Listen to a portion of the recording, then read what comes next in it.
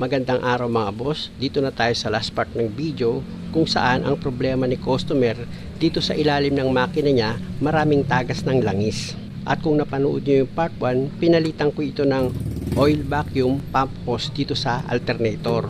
At ito na nga, gamit ko itong socket wrench sa number 17, hinigpitan ko na yung bungee bolt dito sa oil vacuum pump hose ng alternator. At after ko naman mahigpitan itong bungee bolt, ilalagay ko na itong bagong oil sending unit na nabili ni customer. Siyempre naman mga boss, para hindi kayo magkamali at hindi kayo makalustred, ipakapit nyo muna itong oil sending unit sa thread niya para sigurado kayo na pag hinigpitan nyo yan gamit yung socket wrench nyo, hindi siya malustred. Ayan mga boss, kung makita nyo, diba, na ipakapit ko na yan sa thread niya. Gagamit ngayon ako dyan ng socket wrench sa number 27. Tsaka ako ngayon ipafinal na yung higpit.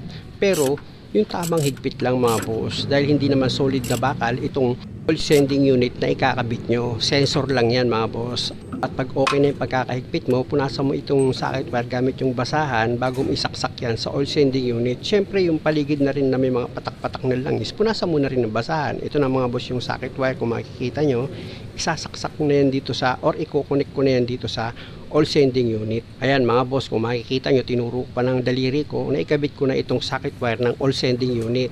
Tapos babalik ulit ako dito sa ibabaw ng makina ni customer dahil nga sa yung kabilang dulo nitong oil vacuum hose ng alternator na nakakonect naman dito sa lagayan ng oil filter. Hihigpitan ko yan mga boss gamit itong box wrench na number 17. Ayan mga boss, kung makikita nyo, diba? Medyo masikip yung position dyan mga boss, pero kaya nyong palitan yan kung kayo ang gagawa ng sasakyan nyo. At ganito siyang klase. At pag okay na yung pagkakahigpit nyo mga boss, pwede mo na ngayon ibalik yung oil filter na tinanggal mo. Kailan lang din kasi na change oil itong sasakyan ni customer mga boss, kaya hindi ko na pinapalitan itong oil filter niya. Ang importante, pag naikabit ko na itong oil filter niya, obserbahan ko na lang kung magkakaroon siya ng problema or magkakaroon siya ng leak. At para sigurado na hindi siya magkaroon ng leak mga boss, syempre gagamit ako dyan ng oil filter wrench. Sa paghigpit naman nito mga boss, ang pihit nyo naman dyan pakanan. At wag naman syempre yung sobra-sobra sa higpit, baka mapitpit yung o-ring yan, tumagas din. Tapos gamit yung basahan, punasan ko yan para pag nag-leak test ako, madali lang. At pag okay na, balik ulit ako dito sa ilalim ng sasakyan ni customer dahil nga sa may isa pa siyang reklamo. Nagkaroon daw ito ng kalampag dito sa ilalim. Paano nga naman yung clamp bushing niya nawala. Kaya ito na mga boss, nagpapabricate na lang ako. Nakaparehas itong clamp bushing niya. Mabuti na nga lang mga boss dahil lang malaglag yung clamp nitong stabilizer bushing niya, hindi siya nalaglag. And din mga boss yung ikinabit ko, kita nyo naman bago naman talaga itong stabilizer bushing ni customer. Tapos sa pagkabit naman yan mga boss, nakita nyo diba may butas, ishoot nyo lang sa butas itong clamp ng bushing nyo. Tapos dahil nga sa dalawa yung bushing na yan mga boss dito sa stabilizer bar, ikabit mo na rin itong clamp bushing mo dito sa holder niya para pag nilagay mo yung bolt na number 12 hindi ka mahirapan. Unahin ko munang ilagay yung bolt na number 12 dito sa kabilang side mga boss, dahil nga sa bolt and nut yan mga boss, ito naman yung nut niya mga boss, ipakapit ko na yan dito sa bolt sa thread niya. Tapos pag kumapit na, gagamit ka ngayon dyan ng dalawang tools na box wrench na number 12. Siguraduhin nyo lang na maayos yung pagkakahigpit nyo dito sa bolt and nut na nakalagay dito sa stabilizer clamp bushing para hindi na maulit yung nangyari na bumitaw itong clamp. Pag okay na yung pagkakahigpit nyo dyan mga boss, dito naman sa kabilang side, siya nga pala yung bolt na nabili ni customer sobra sa haba. Dahil nga sa holiday ngayon at walang gaanong bukas ng auto supply dito sa lugar namin, hindi nakabili si customer ng tamang sukat na bolt. Wala naman akong lagaring bakal para putulan ko yan. Kaya pansamantagal mga boss, yan lang muna yung kinabit ko. Tapos gagamit ulit ako ng dalawang tools na box wrench na number 12 para i-final ko na rin yung higpit dito sa bolt and nut ng stabilizer clamp bushing.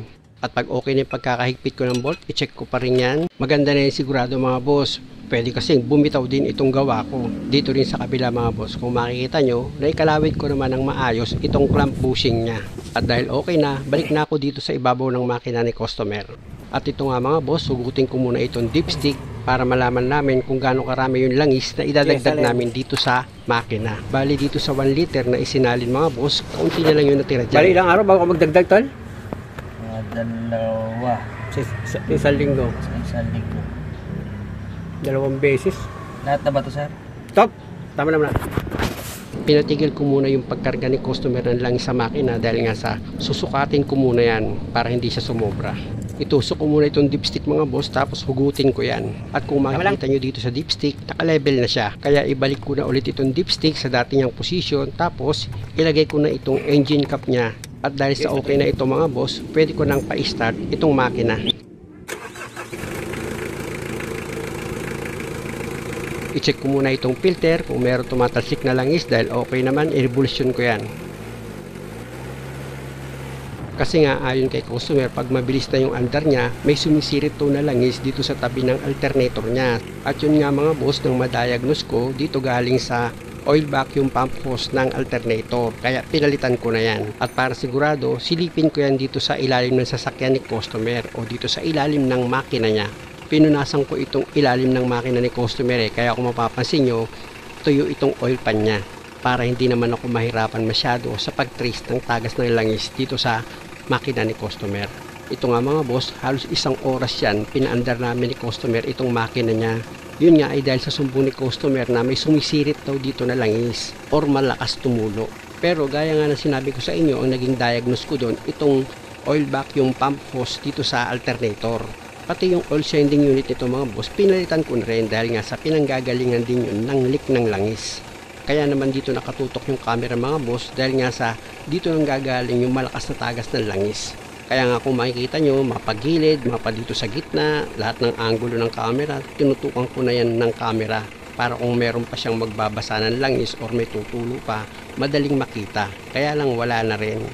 Pero sabi ko kay customer, hindi naman porkit wala ka nang nakikitang tumutulog dito sa makina mo, ibig sabihin totally wala nang tagas yan. Dahil importante na mapawasing niya pa rin itong makina niya sa ibabaw at dito sa ilalim. At pag napawasing niya na itong sasakyan, after 2 days or 3 days, ibalik niya na sa akin itong sasakyan para ma-check ko ulit kung meron pang ibang pinanggagalingan ng tagas. Kasi suspected ko pa rin dito mga boss yung oil seal dito sa crankshaft, dito sa timing belt niya. Pati itong oil pan gasket niya mga boss, suspected ko rin yan na meron niyang tagas ng langis. Sabi ko nga sa kanya, after niya magpawashing ng makina, at positibo meron tagas dito sa oil seal sa crankshaft niya, pwede naman itapat niya na lang yung pagpalit ng oil seal pag nagpalit siya ng timing belt. Ayan mga boss, pinakita ko kay customer, tinuro ko ng daliri ko dito sa likuran ng crankshaft pulley niya, meron siyang tagas ng langis. 80,000 na kasi mahigit yung tinakbo ng sasakyan ni customer.